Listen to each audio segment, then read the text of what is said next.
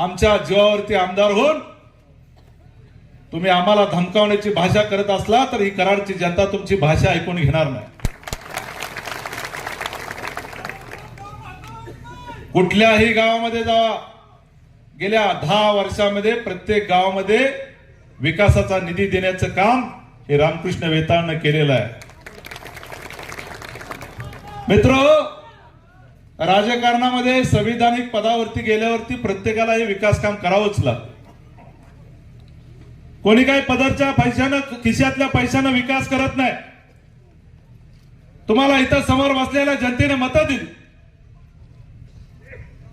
तुम्हाला निवडून दिलं, तुम्हाला धमकावण्यासाठी निवडून दिलं, तुम्हाला कार्यकर्त्यांना बाजूला करण्यासाठी निवडून दिलं.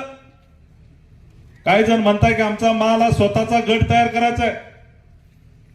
भारतीय जनता पार्टी सारखा एक परिवाराचा पक्ष, एक महासागरासारखा असणारा पक्ष कधी असल्या गोष्टीला भीक घालत नव्हता. परंतु तुम्ही या तालुक्यामध्ये सामान्य कार्यकर्त्याची गळचेपी करून आपल्या मनाचं राज्य करण्यासाठी अनेक प्रकार तुम्ही या कराड तालुक्यामध्ये केले. परंतु या जिल्हा परिषदेमध्ये